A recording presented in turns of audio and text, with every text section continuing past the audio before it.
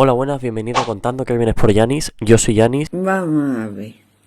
Tú, gilipollas, te voy a inventar otro nombre para no llamarte tonto ni gilipollas. Vamos a ver. Gregorio. Te voy a poner Gregorio. De Grecia. Gregorio. Para no llamarte otro nombrecito. Ten mucho cuidadito. Gregorio. O Felipondio. Y hoy le vamos a hablar del caso de Albert Fish, más conocido como un asesino serial estadounidense que se hizo conocido básicamente por mutilar y devorar a niños. Albert fue un asesino bastante despiadado. Vamos con deciros que fue un asesino bastante despiadado, más despiadado.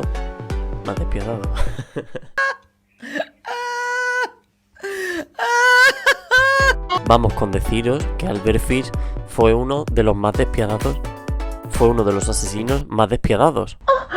¡Mira, Silvia! ¡Una tonta! ¡Corre, pide un deseo! También deciros que, claro, desde joven fue marginado y maltratado, desarrollando, por así decirlo, una fijación por el sadomasoquismo.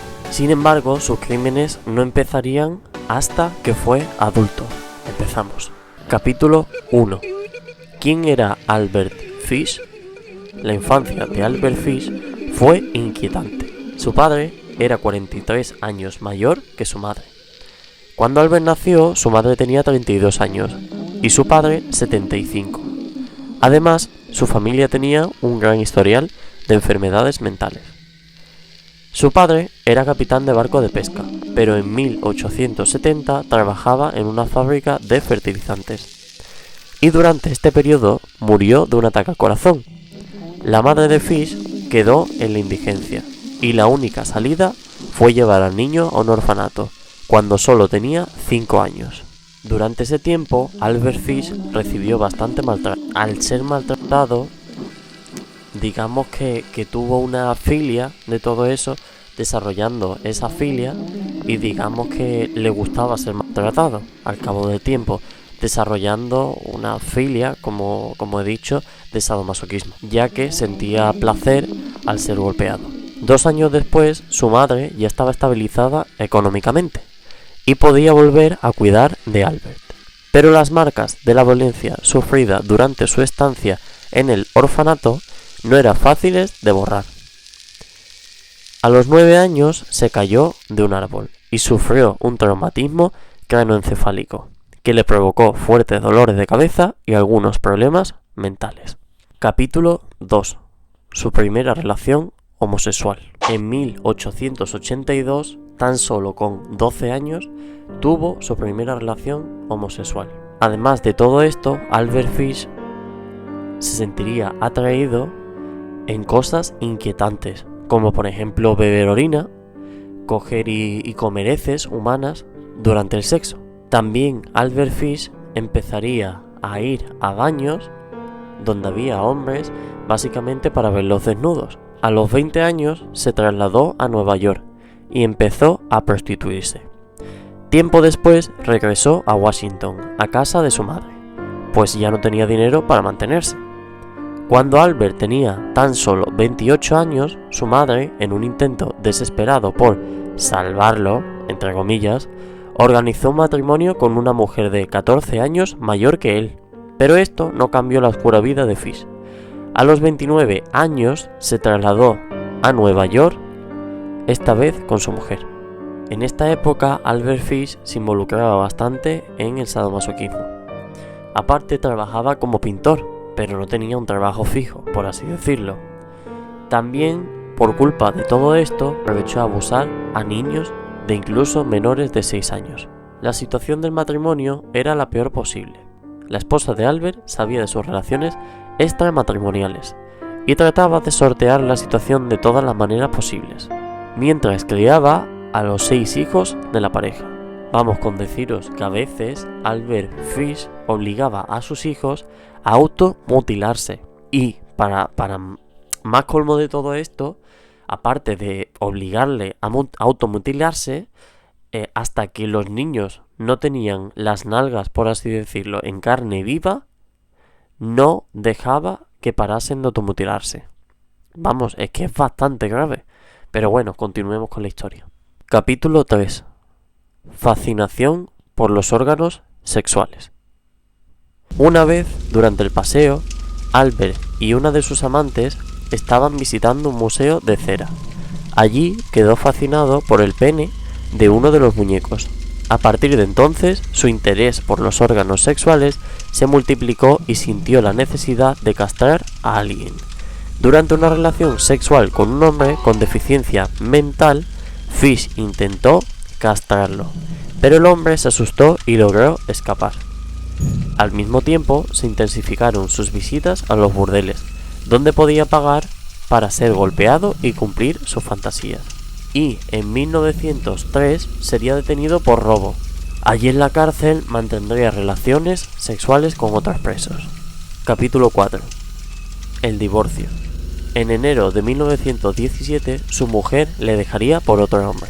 Después de esto, Fish comenzó a escuchar voces. Una vez incluso se enrolló en una alfombra diciendo que estaba escuchando la voz de Dios.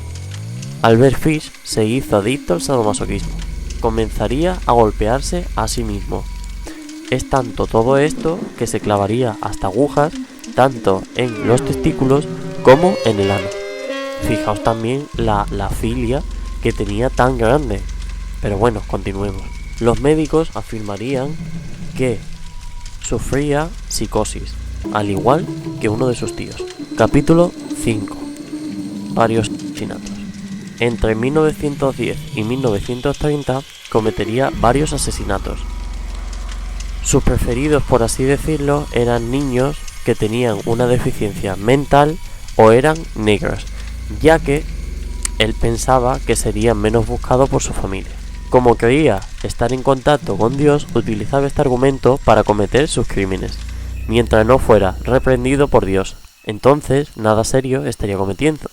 Y Dios nunca le dijo nada verbalmente, como él mismo dijo. Alrededor de 1920 viajó por varios estados americanos, pintando casas. Vio este trabajo como una gran oportunidad para cometer sus crímenes contra los niños. Capítulo 6. Grace Booth. Grace Booth, una niña de apenas de 10 años, era considerado como su víctima más conocida, ya que las investigaciones de este caso llevaron a la policía a encontrar a Fish. El 25 de mayo de 1928, Edward Booth puso un anuncio buscando trabajo en la edición dominical de un periódico local. Joven de 18 años, desea un trabajo en el campo. Unos días después, Fish visitó a la familia Booth en Manhattan con el pretexto de contratar a Edward. Se presentó como Frank Howard, un granjero de Nueva York.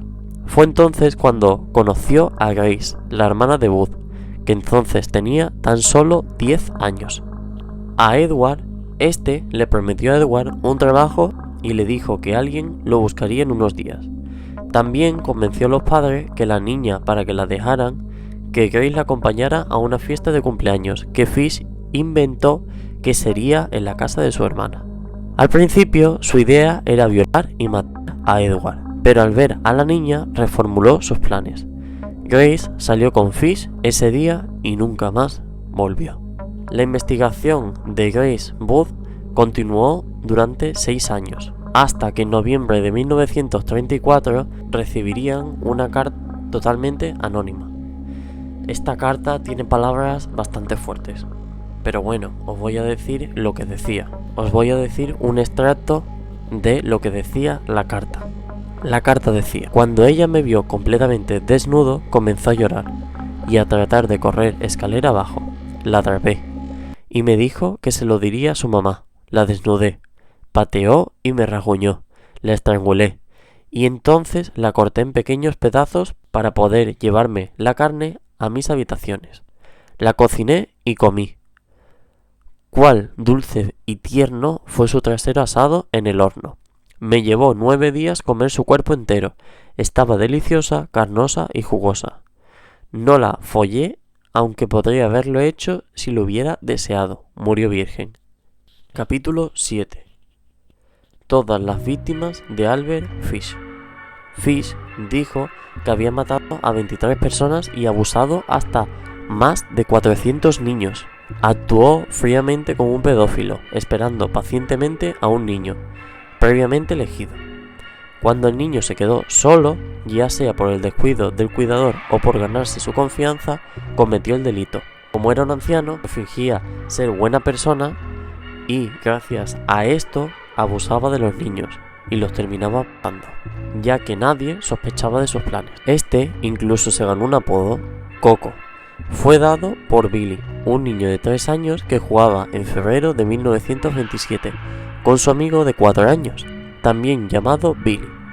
Ambos estaban al cuidado de su vecino, que en este momento tenía tan solo 12 años. En cuestión de unos minutos, el vecino entró a su casa, y en cuanto volvió, los niños habían desaparecido. Asustado, el chico avisó al padre del menor, Billy, y ambos iniciaron una búsqueda desesperada de los niños. Cuando finalmente encontraron a Billy, estaba en la azotea del edificio, pero sin su amigo.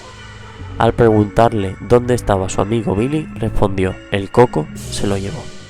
El cuerpo de Billy nunca más se encontró, pero se sabría de su muerte cuando Fish confesó su crimen.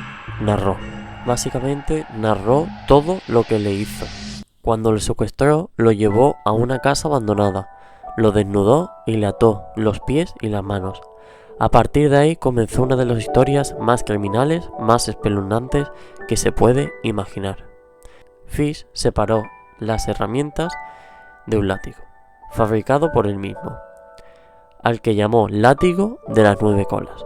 Comenzó azotando el cuerpo desnudo del chico, hasta que la sangre corrió por sus piernas. Poco después le amputó las orejas, la nariz y le cortó la boca. Dijo que tras extraerle los ojos, su víctima murió. Luego, este bebería su sangre que emanaba del cadáver. Por eso también se le conoció como el vampiro de Brooklyn. Tras saciar su sed, descuartizó el cuerpo de la víctima. Después de seleccionar los cortes nobles, lo llevó al horno y lo sacenó con cebolla, zanahorias, nabos, sal y pimienta. Según él, su carne era la mejor que la de cualquier pavo asado que haya comido. Francis McDonnell, de 8 años, también fue asesinado y torturado por Fish. Fue secuestrado tras un descuido de su madre. La policía encontró el cuerpo del niño en un matorral. Estaba muerto y había sido severamente golpeado. Actuando de forma similar, Albert Fish cometió decenas de delitos durante aproximadamente 2 décadas. Capítulo 8. El juicio de Albert Fish. El juicio del asesinato de Grace Booth comenzaría el 11 de marzo de 1935, durando 10 días. El problema de todo esto que Albert Fish se declaró loco, ya que este afirmaba que oía voces de Dios diciéndole que matara a los niños. Un psiquiatra declaró la locura de Fish, pero el testimonio de Mary Nicholas, su hija adoptiva de 17 años, cambió esta versión. Mary Nicholas afirmó que Fish había intentado introducir a sus hijos en las prácticas sadomasoquistas y la violación desde que eran niños. El juez lo encontró cuerdo y culpable, y finalmente sería condenado a muerte. Fish sería ejecutado el 16 de enero de 1936 en la silla eléctrica. Las agujas que alojaban el cuerpo de Albert Fish hicieron que hubiese un cortocircuito y por culpa de esto le tuvieron que dar 2 cargas eléctricas. Antes de cerrar sus ojos, Fish, refiriéndose a la silla eléctrica, confesó: la emoción suprema que nunca he experimentado. Bueno, pues nada, espero que os haya gustado el vídeo, espero acordarse. Yo estoy en el paroxismo ya. Espero que le deis like, espero de que os suscribáis, espero que, bueno,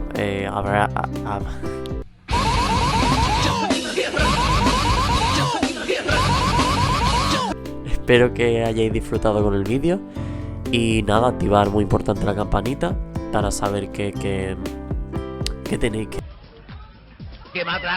que suscribiros, que tenéis que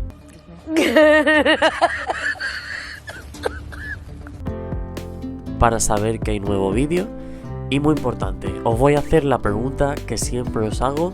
¡Hostias, Pedrín! Quien quiera contestarla bien, que no también, pero bueno, ahí va la pregunta. ¿Qué os ha parecido la condena de Albert Fish? ¿Os ha parecido justa? ¿Os ha parecido justo que Albert Fish que sea condenado a la silla eléctrica? ¿O qué os parece? Esta mierda que me has puesto aquí, ¿qué es, cariño mío? Sinceramente yo creo que es lo más justo. Básicamente que es un asesino criminal, pero bastante macabro. Daros cuenta que es que a más de 400 niños. Es que ese hombre no iba a cambiar. Entonces creo que es lo mejor que hicieron. Pues espero eso, que os haya gustado el vídeo. Espero que os suscribáis. Espero que le deis like. Y muchísimas gracias y hasta luego.